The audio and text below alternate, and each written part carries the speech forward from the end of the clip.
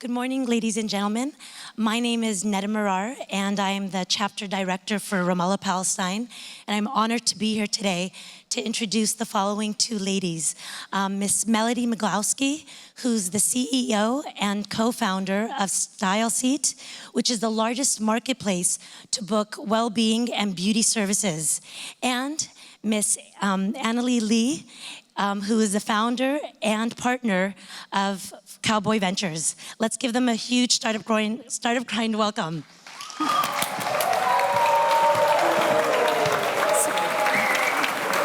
Which side? This one? This one. This one.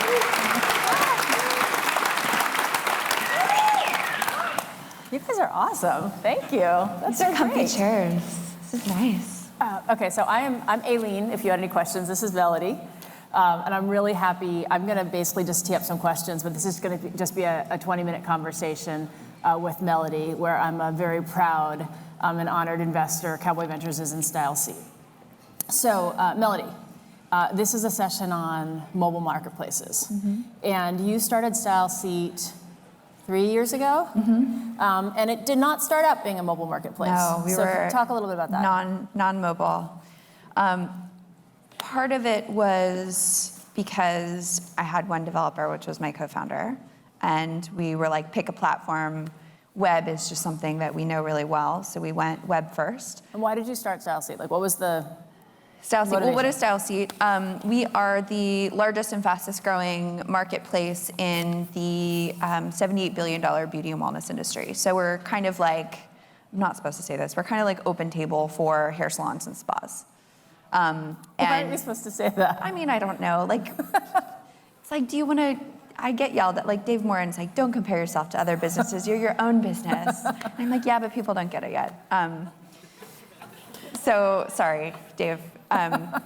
We basically power the entire business of a hairstylist, esthetician, massage therapist, makeup artist. There's a couple million of them in the U.S. and they're using pen and paper for the most part to run their business. So we do everything. We power their entire stock, from driving them new customers to helping them with, taxes and things like that on the back end. And then for customers, we are a destination to discover, book, and pay for your appointments from your phone. So you started out with one developer, mm-hmm. Dan. Yeah. And how did it go? It was really great. It's slow process to bootstrap a business. We bootstrapped for the first year and a half, and so it was basically me and him in a room, working 7 days a week until 1 a.m., like sort of insane grind. But it was really good because it kept us disciplined, and we, every single day counted in terms of, the money that we had in the bank was small, and we needed to hit some pretty big numbers as fast as possible. So I think it kept us incredibly disciplined. We picked web first as our platform and built on that. And it was really tough back then because mobile was obviously growing, but everyone was web. And we had to basically say, we're going to bet on this new platform.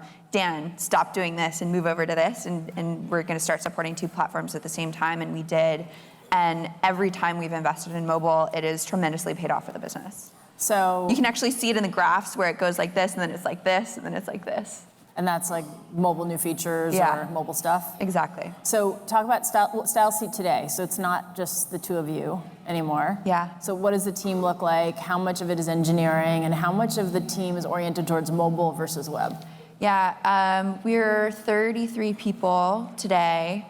About half of the company, a little more, is engineering and product. Mobile is everything. So we are we don't have a native app actually for mobile. We use PhoneGap, which means that every engineer at the company is a full stack engineer. So they can come in and do mobile, they can come in and do backend. A lot of them can do infrastructure stuff. And we specifically chose that because we needed folks to be really agile, and we have a lot of generalists who can pop in and solve problems, and it's really flexible in that way. We're moving more now in terms of structure to SWAT teams that basically have more specialization and focus in terms of what they're working on. But it was a little bit of a controversial move to use PhoneGap. Mm-hmm. because it, it affects the perfectness of your app and the usability and all the little bells and whistles.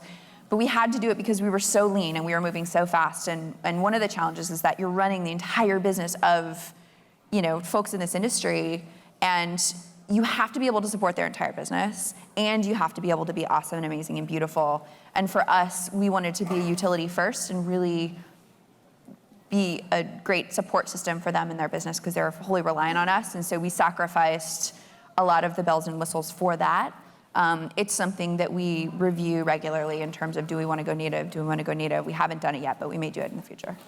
And talk about any insights or things that changed as you moved from a primarily web business to more of a mobile business, like either for the stylists who are clients, like kind of they're more like B2B clients, or on the consumer side now increasingly people are using the app to find and book stylists or professionals. Like what's different in mobile? Everything's different in mobile. You have to rethink everything from the ground up. You can't kind of say, here are features, let's make them prettier and smaller. You have to completely rethink it because people use their phones completely differently from their laptop. And that took some rethinking. We brought in a mobile-first designer and a really awesome team of specialists. Our head of product is really great at mobile, and had them completely rethink the experience. And for me, it was like a little bit of a reset and like a shock, but I think that it's tremendously paid off.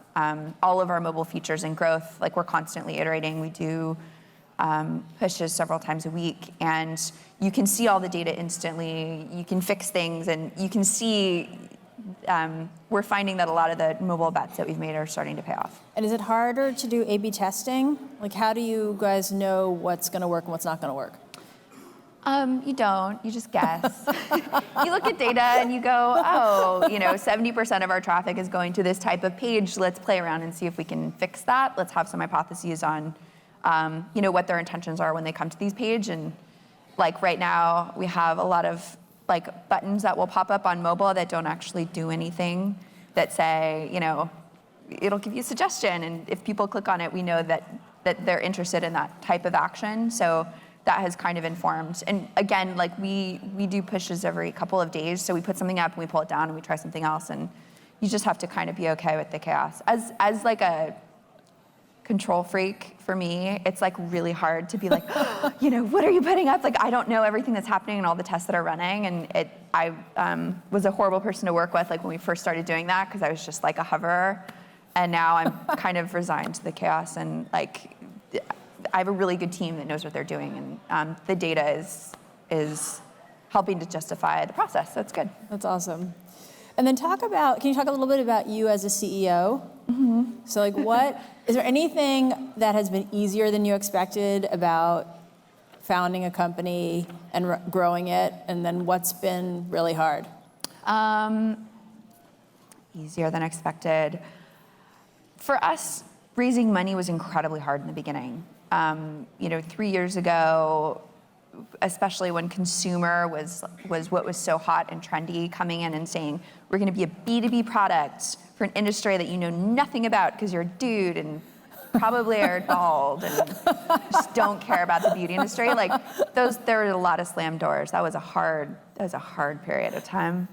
And so I basically raised for my friends in the beginning, people that had known me and were like, Mel, you're lovely. Like, I don't get it, but like here, I'll support you. Like, Chris Sacca was like, girl, I don't understand it, but here's a little bit to kind of get you going. And we took that initial capital that was after bootstrapping for a year and a half and worked as hard as we possibly could. It was numbers. I mean, you were involved in that early process. It was like a lot of OKR conversations and just really focusing on, we got a little bit of runway. Let's build this thing as fast as we possibly can. And then the conversation was more about, the numbers it became more of a numbers conversation. Here's the proof and here's what we've seen and this is why we think that this is a big opportunity and look at this growth.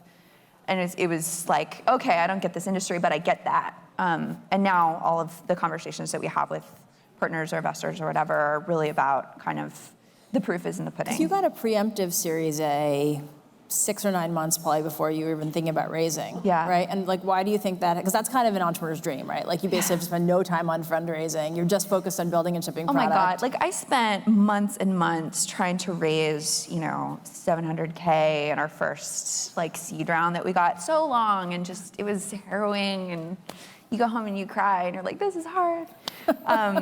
And then for our Series A, where we raised a little over 10 million, it was one meeting and then it was done. And I was like, oh, that was better. That was a better process. But like, why? Let's do that again. Like, why do you think that happened? Like, what was it that you guys were doing that made that happen? Yeah, so I would say that was really because of Justin Caldbeck, who was a partner at Lightspeed. He led the round, and he, for the first, at first I was getting emails from him once a week, and then it was like, every couple days, and then it was once a day, and then it was like several times a day. In the beginning, I was like, oh, I'm keeping my heads down, we're not.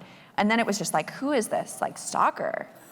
Like, I don't know who this person is. They keep, I would just not answer any of his emails, and then all of a sudden. But I assume it was because you were doing something right. I mean, obviously, Justin was prescient, I think, in being aggressive with you guys. My point is that he showed up into the office one day. He's like, this is why I'm interested in the business, like out of the blue. And I was like, oh my God, who are you?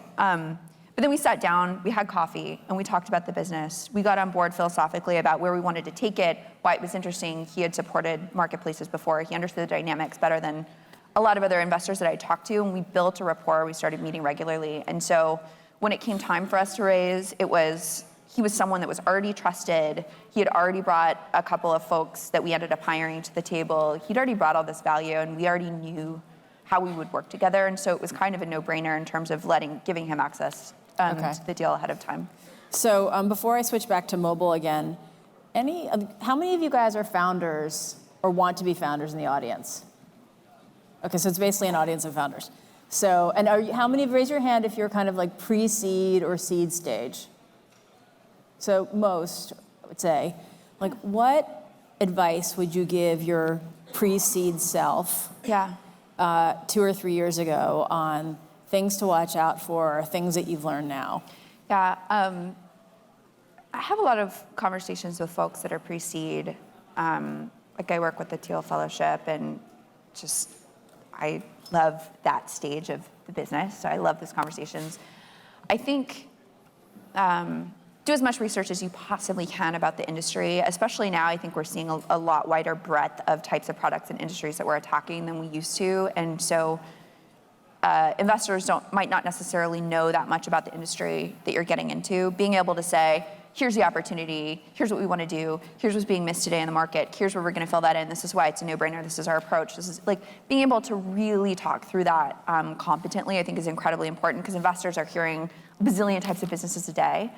And did you have a hard time convincing people or explaining to them why the beauty industry is big or why you could be big? Yes. Absolutely, it's always been our hardest pitch. In the beginning of the process, you're pitching them the future and your vision and like your hopes and dreams for how this should work. Later in the business, you're pitching them, here are the numbers. Like, this is the math of how this works, here's the funnel, and this is the result of it. So being able to be passionate about your business, it's hard to go from like sitting in front of a computer every day in a garage, in a room, like building product and focusing on the numbers and doing everything, to being visionary about your business in front of investors. Like, that mind switch is incredibly hard, and that's something I struggled with in the beginning. I would say, talk to as many people as you can, talk to as many founders who have raised as you possibly can, because they're on your team, and pitch them the vision, explain your product to them, and you'll learn so much during that process. Yeah, I mean, practicing is really helpful. Yeah. Right, because it just it's awkward at first, and then it becomes more natural over time. Absolutely. I mean, I'll sit in a room by myself in the dark, like a psychopath, and like put up my deck and just walk around the room and pitch it and talk about it, because it has to come out of your mouth like you just thought of it. Like, these are just the words in my heart right now. But I've actually said those words 800 times, and you don't know that. So being able to be like, some of the best CEOs that I've met are the ones that are excellent operators, but can also pitch something and make you feel it, when you're in the meeting, where someone's like, oh my God, holy crap, like, I have to be involved. This train somehow. is leaving the station. I have got to jump on it. Absolutely. Yeah. That takes practice. That takes a lot of practice. Yeah. Okay. Any other advice or learnings that you've had along the way? What about recruiting or team building? Oh God, yeah. I like the recruiting process, team building. I think have a really good awareness around your strengths and your weaknesses, what you love and what you don't love. Be really honest with yourself, because a lot of folks love something, but they're not great at it. I think that we all need to have an honest conversations with ourselves. It'll make the company better. It'll make your team better, because they know what your weaknesses are. And if you don't know what your weaknesses are, that's an issue. All right, so let's go back to mobile. So the future of the mobile marketplace. So maybe you could talk a little bit about, like, where do you think StyleSeat is going, and how is that relevant or related to, like, the future of mobile and marketplaces in the next 3 years? Yeah, today we're the largest and the fastest growing marketplace in the beauty wellness industry. We've powered over $900 million in appointments booked across our platform. That's pretty exciting. Yeah. That's pretty awesome, I think. Yeah. That's a lot of volume. I think. We have almost 300,000 businesses that use us. So that's exciting. I want to be the place, the platform that you use to book all of your appointments, no brainer, whether you're looking for a new professional or you've just got your person and you want to more easily book appointments with them. We're not there yet. So that's really where I'm focused in the next, certainly 12 to 18 months in the short term. What I think is interesting is the fact that all of these services that are happening, whether it's Uber that's taking you places, or we're helping you get your service done, or it's more easy to book travel, it's more easy to have food delivered to your house, it's more easy to make recommendations.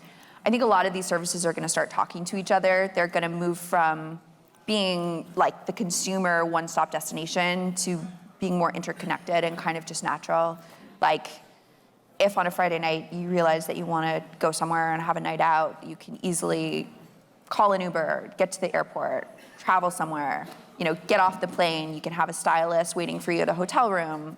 You'll be able to really easily make recommendations. A lot of these services are starting to talk to each other and become more integrated. I think in the future you'll be able to do that whole process in a couple of clicks. Like, that concept And to me instead is really of in interesting. 20 different apps, basically, Exactly. you could do it all from StyleSeat or Uber. Like, do you think there'll be, like, multiple entry points Absolutely. to multiple services? And I mean, Uber's starting this already, right? Having integrations with other companies. Like right now with the Spotify integration, you can play your music while you're traveling. I think there's a lot of things that you could do while you're traveling. I think there's a lot of services that could benefit from having a car instantly through that service arrive at your door to go have that experience. And it's not just with travel. I think it's with a lot of different things. So I think we'll see more of that. Oh, I had one more question related to mobile marketplaces, because everyone probably knows marketplaces are really hard. Yeah. Right? You can't do both. You usually have to be, like, focused on one thing. Yeah. And also acquisition is hard, and especially in a mobile environment. Like, do you want to pay per downloads? Like, how did you get to 300,000 businesses when these businesses are generally not the most savvy technology users? Yeah. We've been a B2B product all the way up until a couple of months ago. Like, my main focus was get more business on the platform, support those businesses more deeply. And did you pay for them to get on the platform? No. How did you get them? I mean, we've done a little bit of testing, but across our 300,000 businesses, 82% of them have signed up organically. And that's through supporting their business, delivering them a service. That's pretty amazing. 300,000 businesses, 82% organic. Yeah. Well, we grow the average stylist revenue by 70% in the first year. So just by using our free services, they sign up, they use it, they get CRM, we double their client frequency, we reduce client churn. They're like, holy crap. And then they tell every stylist that they know. And that by far is our biggest customer acquisition. And by doing that and building up supply, in terms of stylists, they're actually bringing us demand, because now that they're using us for their back end, they want to use us for booking as well. They want their customers to book with them. And so we've actually been able to build two sides of the marketplace just by focusing on supply. And then we launched our first consumer app in August, September of last year. So, 6-7 months ago. And that's the first time that we've really been a marketplace, but we're sitting on top of millions of customers already. That's pretty exciting. Congratulations on all your progress. Thanks. And look forward to both your vision of, like, seamless clicking in one app for multiple mobile services and for the future of StyleSeat. Yay, thank you. Thank you. Thanks, guys.